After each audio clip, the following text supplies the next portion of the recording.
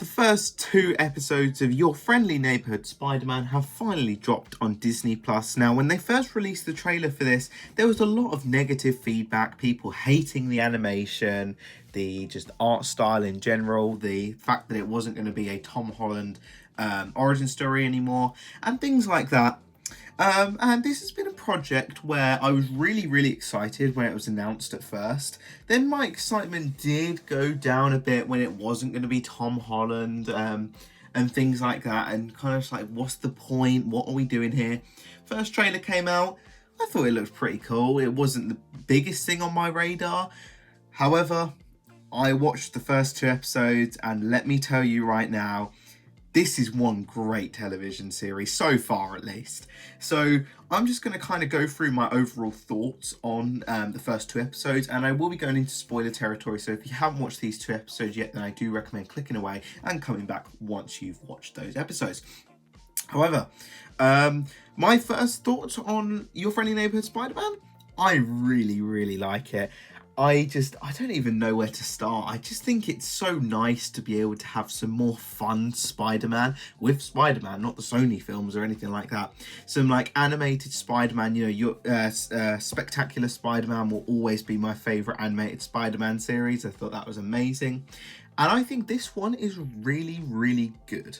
I am just really happy with how this has turned out so far. So the art style is, you know, is something interesting. I think it looks better in the swinging scenes. With those swinging scenes look absolutely amazing. I've been dying for the Tom Holland films to have just some better and a little bit more swinging through the city, things like that. Really did love that.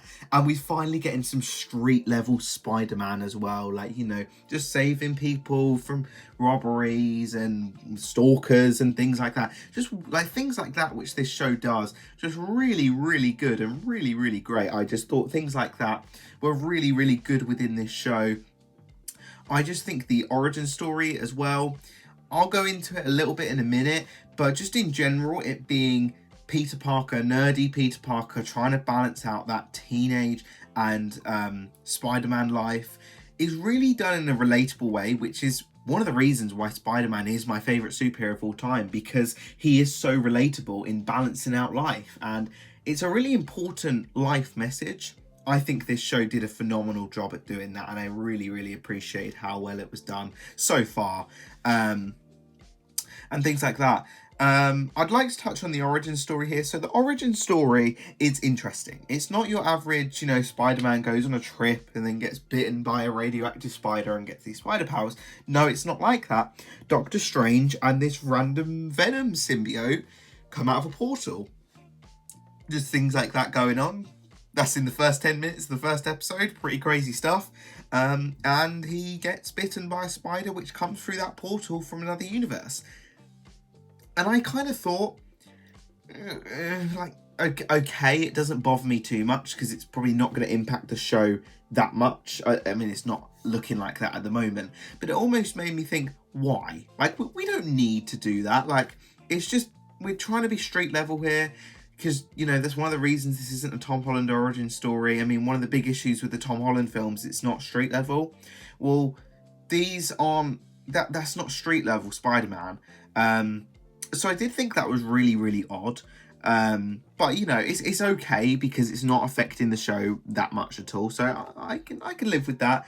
And kind of one of my favourite things about this show so far is just like the small details to Peter Parker's personality. For example, one of his friends is getting attacked by a Venom symbiote at one point, and without any spider powers or being bitten or anything, he stands up in front of the symbiote trying to fight them, to defend his friends and defend people for the right reasons. And it's things like that where it just kind of shows more of Peter Parker's character, where they haven't really done that in the films that much, where he is a good person, he's just looking out for others, and without powers he's willing to sacrifice himself to save others. So it's just things like that really did like. And I think the things like, I know I've seen a lot of people touching on the suits and things. I think the suit as a whole is really, really cool. I mean, it's obviously, it is going to change because it is just his first suit, but I know a lot of people aren't a fan of Tom Holland's homemade suit. I like that one. Andrew Garfield's one I didn't think was that great, and Tobey Maguire's one is probably the best one, the homemade suits at least. And I think this one's a really good one. I like how he has like the pipes and the tubes like to with his web fluid and things like that. It just shows, you know, his scientific side and things like that. We get Norman Osborn in here, and there is like quite a few bits in the Norman Osborn bit where, you know, we're introduced to a character from Wakanda. Interesting. It's like things like that where I can't really understand if this show wants to be street level or not. It's okay though. It doesn't bother me. It's just a small thing. But it's these things where, do you want to be street level or not? Because if you want to have, you know, Captain America and things like that in there, you know, it's things like that. But I did really appreciate the detail at the end of the first episode where they recreated the Civil War, like Spidey walk into his apartment and looking the door, like they recreate the same thing with the same music and things like that. So this Spider-Man has experienced some of the stuff in the MCU, so I did enjoy that.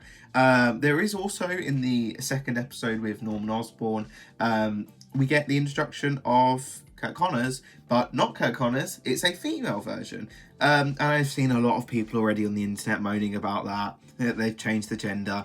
That really doesn't bother me at all. I really don't see the issue with that. As long as they do the Lizard storyline, that's all I care about. I really couldn't care less about that. So that doesn't bother me in any way, shape or form. There's just a lot of things in here which are thrown in where you either like it, you hate it. And I don't mind some of it. Things like that. I really enjoyed the action. I thought the action was really, really good. That first scene where Peter Parker's like testing his stuff and things, just really, really good stuff, and shows how he's a teenager and he's learning to develop these powers, things like that. So I did really like that. I think the side characters are really, really good. We get introduced to a character called Leon. If you don't know who he is a character who develops into Tombstone. And it's really, really sad because he's starting as a really, really nice guy. You know, he's trying to help his family save money. He's helping his brother with homework, fixing cars and things like that. And he's got he's got Peter Parker's back and things like that. And if they do the Tombstone thing, that's really sad for the sake of the character. Not in a bad way or anything, but as a, you know, for the character, that's quite sad because he's a really nice guy and that would be a really tragic thing to happen.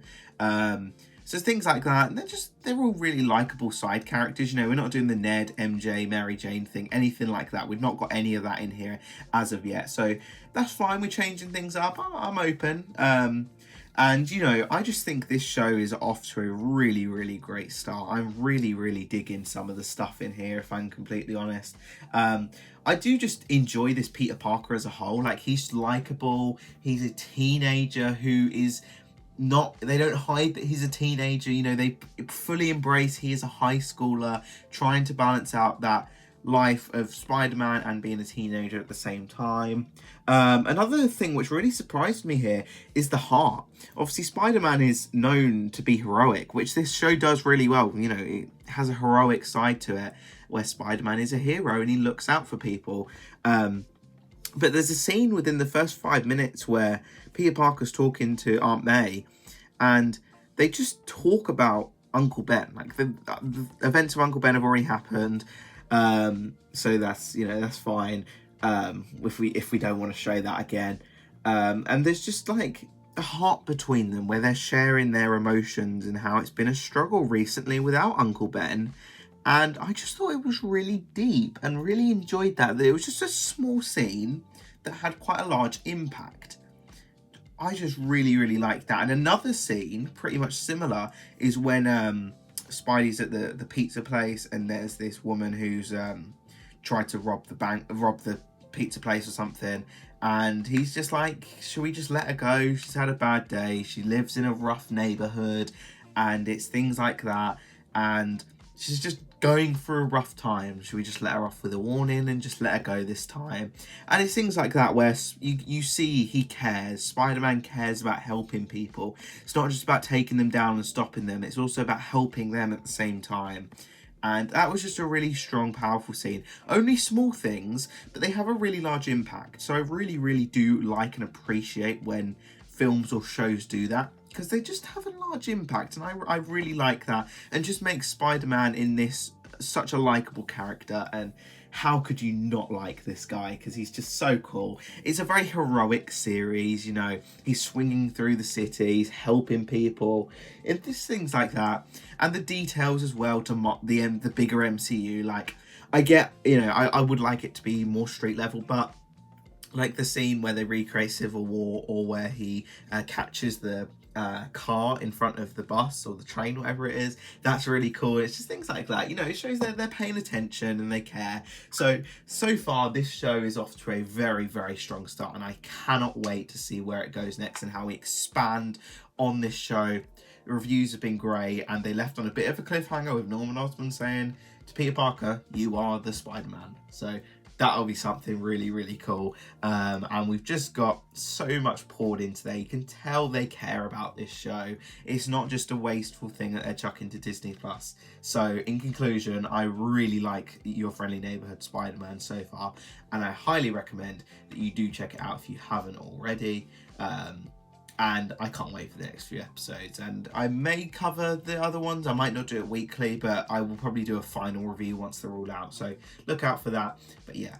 So yeah, guys, that is all for this video. Thank you so much for watching. Please do comment, like, and subscribe. Share this video with your friends, family. Let me know your thoughts on Your Friendly Neighborhood Spider-Man down below in the comment section. Did you love it? Did you hate it? Were you somewhere in the middle? Where do you think this show is going to go next? What are your predictions, theories? How do you think it's going to end? All that sort of stuff. I am just so excited to continue this. I'm really upset that it's only Thursday at the time of this you see in this video, because we've got to wait till Wednesday for more. But oh well. So that is all for this video, guys. Thanks for watching, and we'll see you guys in the next video. Goodbye.